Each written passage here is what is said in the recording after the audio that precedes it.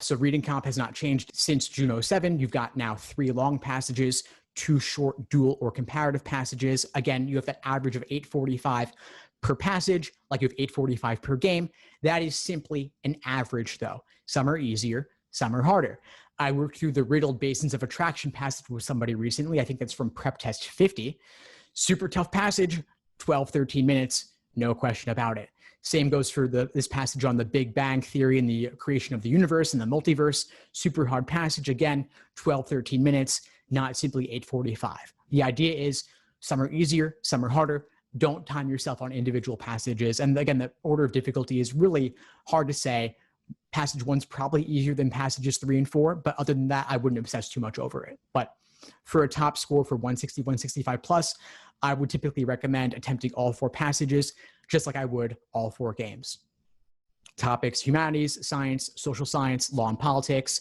You could go ahead, it's fine. Yeah, so humanities, you've got some, next slide, if you don't mind. So you've got, I've broken down some typical or common topics for these passage categories. You're gonna have one on each of humanities, law, natural science, and social science.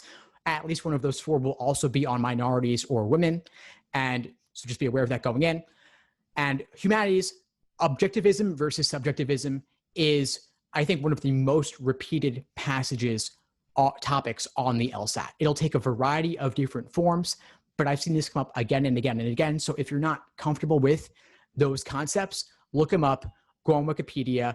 If you encounter a passage that gives you trouble, and if you get a general sense of what it was about, look it up, get comfortable with it, because it very well could come up again. I actually have a list of reading comp passages, topics that repeated multiple times. This first one, objectivism and subjectivism in general, has come up several different times. Get a good sense of what that's about if you don't like it, because it could very well repeat.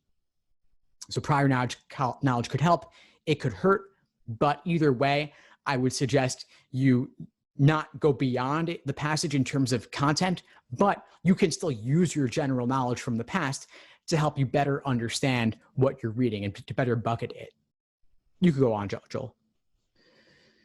Thanks. Okay, so yeah, so it's just I'm just listing some other common topics. You'll notice I mentioned dinosaur extinction there in the natural science category. Of course, you see several logical reasoning questions on that as well. So make sure you're comfortable with your dinosaur extinction. And again, the reason these topics come up in both LR and reading comp is really because they're not meant to generate an emotional response. So for example, I mentioned passages on minorities and women on the reading comp. Is it going to be about Black Lives Matter or current events? Definitely not. They're going to talk about a scholar of some kind, and they're not going to be totally negative or totally positive. The tone will typically be something like qualified approval or modified or moderate skepticism. Yes, being a humanities major can definitely help. And obviously law passages, some folks don't like the law passages. I get it, because they're more academic in nature, but try to get interested in these, because after all, you do want to go to law school. And I get why you wouldn't like natural science, but again, it's not really about the topic. It's much more about your evaluation of the way they go about presenting the information. And they're somewhat dispassionate about it. They're not looking to generate strong emotional responses, but do what you can to caricature or exaggerate a little bit about it, just to get a little bit more excited. I had one student who would always say like, hell yeah, when she's reading as she goes through these, to just try and like, oh, for real? Like to just try and get a sense of like she's having a conversation with somebody. Michonne, for those in my courses who know her. Yeah, so this is just some more common topics that have come up in the past. Yeah, so again, just if any of these you don't like, they've all appeared, so get comfortable with them. I talk about outside knowledge a little bit. It can help, it can hurt, but don't actually use it to help you solve the questions, but use it to help yourself get a general framework about what's going on. You don't need it, but obviously it could help a little bit. Reading for structure, that's the biggest thing I would think about here. Read for structure, don't read for the details. On the digital LSAT and the Flex, you do have highlighting and underlining tools.